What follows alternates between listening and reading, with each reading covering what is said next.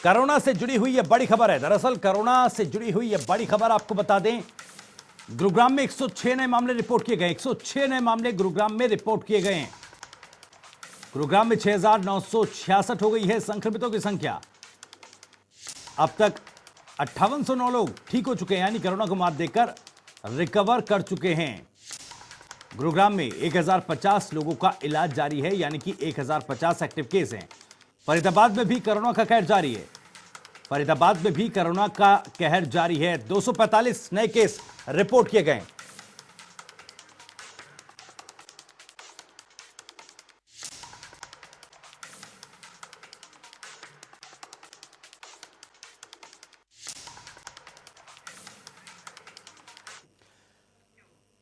तो हमारे संवाददाता विजेंद्र गुरुग्राम से और पूजा फरीदाबाद से सीधे हमारे साथ जुड़ रहे हैं।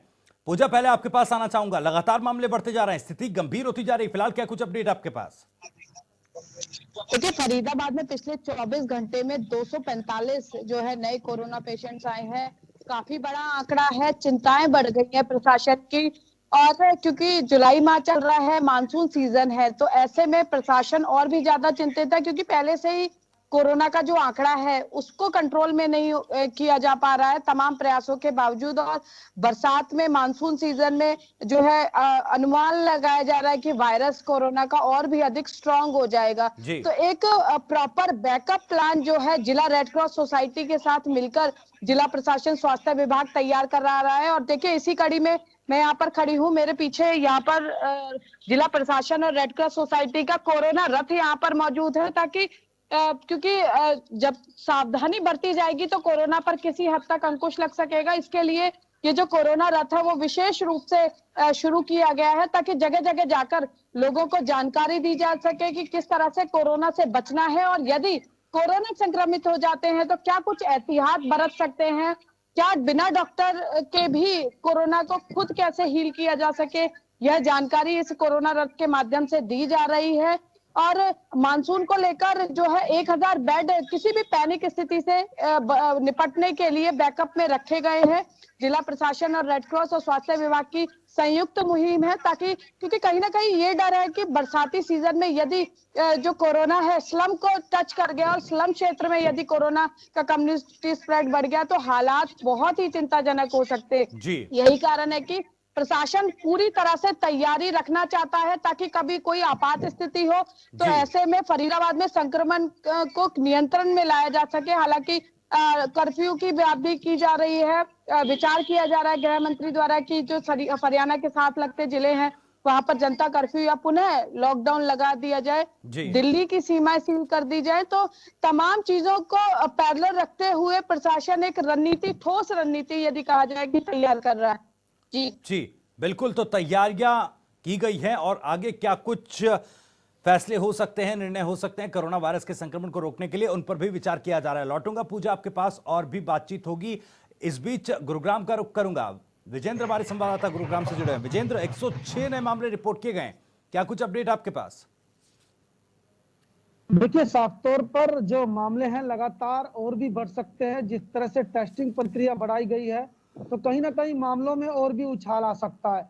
सबसे बड़ी बात है कि गुरुग्राम जैसे शहर के अंदर जिसकी आबादी लगातार, आपको बता दें कि बढ़ती जा रही है, 25 से 30 लाख की आबादी गुरुग्राम में है, और लगातार व्यावसायिक गतिविधियां यहाँ पर है। तमाम व्यावसायिक गतिविधियां खुल चुकी हैं। दिल्ली से सटा हुआ गुरुग्राम है, ऐसे में जो आवाजाही है वो लगातार यहाँ पर बनी रहती है।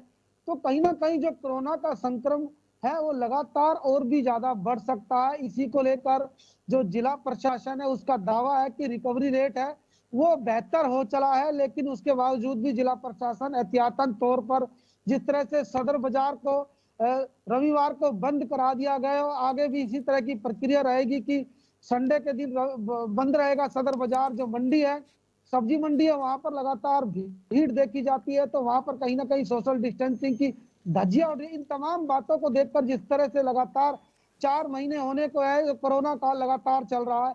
हालांकि बहुत से लोगों ने अपनी जान गंवाई है। गुरुग्राम में अभी तक 107 लोग अपनी जान गंवा चुके हैं। इसी को देखते हुए सरकार कहीं ना कहीं ठोस कदम उठा सकती है। इसको लेकर मंथन चल रहा है।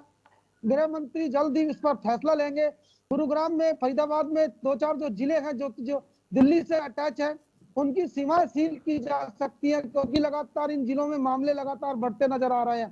तो कहीं ना कहीं लॉकडाउन हो सकता है और आपको बता दूं कर्फ्यू जैसी स्थिति हो सकती है, लेकिन ये तमाम समस्या लोगों को हल्की झेलनी जरूर पड़ सकती है, लेकिन कोरोना पर जरूर अंकुश लग पाएगा। जिस तरह से शुरुआती दौर में जब कोरोना की शुरुआत हुई थी तो कहीं ना कहीं लॉकडाउन के दौरान, लॉकडाउन 1 और 2 के दौरान जिस तरह से जो केस थे वो काफी बहुत कम थे, लेकिन जैसे जैसे लोगों की सुविधा के लिए ढील दी गई, जैसे जैसे सुविधाएं बढ़ाई गई, लोगों को राहत दी गई, वैसे वैसे लगातार मामले सामने आते गए। और अब हालात ये है कि करीब 7,000 जो है गुरुग्राम में संख्या होने वाली है जो कि कोरोना संक्रमितों की है। ऐसे में रिकवरी रेट की बात करें तो रिकवरी रेट जरूर सुधरा है, लेकिन कोरोना पर अंकुश नहीं लग पाया जी। है। हालांकि जिला प्रशासन लगातार रणनीति बना रहा है, चाहे तमाम बातें हैं, टेस्टिंग प्रक्रिया बढ़ाने की बात है, चाहे सिविल हॉस्पिटल में जो सुविधा उसकी बढ़ाने की बात है, लेकिन जो कोरोना है उस पर अंकुश लगता नजर नहीं आ रहा है। तो कहीं ना कहीं ठोस कदम उठाने की जरूरत है। गृह मंत्री जी मंथन कर रहे विजेंद्र, हैं। ये समझना ऐसे में चाहूंगा, जरूर जैसे कुछ आपने ना कहा कुछ कि रिकवरी रेट काफी बेहतर है, रिकवरी रेट एक राहत की खबर है प्रशासन के लिए भी, सरकार के लिए भी, स्वास्थ्य विभाग के लिए भी और आम जनता के लिए भी, लेकिन जो अंकुश है नए मामलों पर वो नहीं लग पा रहा है। नए मामले लगातार रिपोर्ट किए जा रहे हैं, आखिर क्या चुनौती बन रही है, क्या ऐसी चीज है जो चुनौती बन रही है, क्यों इस पर ब्रेक नहीं लग पा रहा है? देखिए, साफ तौर पर जिस तरह से गुरुग्राम में जो कंटेनमेंट जोन जो बनाए गए हैं, करीब 8 वार्ड ऐसे चिन्हित किए गए थे जहां पर दर्जनों भर कॉलोनी को सील किया गया, लेकिन वहां पर ज्यादा जिस तरह से शुरुआती जब सीलिंग हुई थी तो वहां पर उस तरह से सख्ताई गुरुग्राम पुलिस की देखी जा रही थी, लेकिन अब लोग लापरवाह हो गए हैं। कंटेनमेंट जोन का नियम है उसको तोड़कर लोग बाहर घूमने जा रहे हैं, जी। तो कहीं ना कहीं संक्रमण लगातार बढ़ रहा है।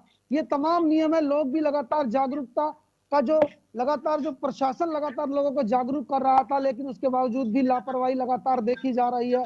लोग ज्यादा अब इस तरह से देखे जा रहे हैं कि लोग बिना मास्क लगाए सब बाजारों में घूम रहे हैं, भीड़ भाड़ वाले इलाके में घूम रहे हैं, पार्टियां कर रहे हैं। जी। तो कहीं ना कहीं ये तमाम बातें हैं जिससे कि संक्रमण बढ़ रहा है। हालांकि लोगों को भी सहयोग देना चाहिए, क्योंकि जिला प्रशासन गाइडलाइन जारी कर सकता है, लोगों के लिए नियम बना सकती है सरकार और प्रशासन, लेकिन आम लोगों को इस पर सोचना होगा कि कोरोना से जंग हम सबको मिलकर जीतनी है, ना कि प्रशासन और सरकार उस पर कार्रवाई जरूर करती है, लेकिन लोगों को भी सहयोग देना बेहद जरूरी है। जी लौटूंगा आपके पास विजेंद्र। पूजा, इसी सवाल के साथ आपके पास आना चाहूंगा कि एक तरफ जहां रिकवरी रेट बहुत बेहतर है और सरकार भी ये बात मान रही है कि रिकवरी रेट हरियाणा में काफी अच्छा है, लेकिन दूसरी तरफ जो नए मामले हैं वो सामने लगातार आ रहे हैं, इस पर ब्रेक नहीं लग पा रहा। आखिर क्या चैलेंजेस, क्या चुनौती है प्रशासन के सामने, स्वास्थ्य महकमे के सामने, किसकी चेन को तोड़ा नहीं जा पा रहा है? देखिए, जो स्वास्थ्य विभाग है या प्रशासन है, अपने स्तर पर प्रयास किया जा रहा है, लेकिन कोई भी प्रयास तब तक सार्थक नहीं होता है जब तक जनता का सहयोग ना मिले। फरीदाबाद में जिस तरह से अनलॉक 2 के बाद हालात देखने को मिल रहे हैं, काफी चिंताजनक है। स्वास्थ्य विभाग भी काफी अपने आप को मजबूर महसूस कर रहा है, क्योंकि अब जो लोग हैं उन्होंने सेलिब्रेशन शुरू कर दिए हैं, उन्होंने समारोह आयोजित करते हैं, वो आउटिंग्स कर रहे हैं, अपने परिजनों के घर जा रहे हैं, जो रिश्तेदार हैं उनको अपने यहाँ पर बुला रहे हैं, चाहे वो दिल्ली से हो, यूपी से हो, अलग अलग जो हिस्सों से हैं। तो ऐसे में अब कुछ पिछले यदि 1 हफ्ते की बात की जाए तो इस तरह के मामले, कोरोना के सबसे ज्यादा मामले आ रहे हैं जब कोई सार्वजनिक तौर पर किसी ने कोई सामूहिक कार्यक्रम किया है और वहां से कुछ लोग कोरोना पॉजिटिव निकले हैं और उन्होंने इस कम्युनिटी चेन को बढ़ाया है। तो प्रशासन के सामने सबसे बड़ी चुनौती ये है कि वो लोग ये नहीं समझ पा रहे हैं कि पार्टी से ज्यादा, सेलिब्रेशन से ज्यादा जरूरी जो है वो जीवन है, क्योंकि ये एक बात, एक मैसेज लोगों में जा रहा है कि कोरोना जानलेवा नहीं है, लेकिन जानलेवा नहीं है, लेकिन वो जानलेवा बन सकता है, क्योंकि स्वास्थ्य विभाग का कहना है कि कई बार शरीर के अंदर व्यक्ति को पता नहीं लगता कि क्या कोई गंभीर बीमारी उसके अंदर बिल्कुल लापरवाही जो है आम लोगों की तरफ से होना शुरू हो गई है। जैसा पूजा आपने बताया कि एक मैसेज लोगों के बीच जा रहा है कि कोरोना जानलेवा नहीं है, लेकिन यह बात सभी को समझनी होगी कि यहां पर कोरोना से डरना जरूरी है। बहुत बहुत शुक्रिया पूजा आपका। विजेंद्र, आपका भी बहुत बहुत शुक्रिया इस तमाम जानकारी और बातचीत के लिए।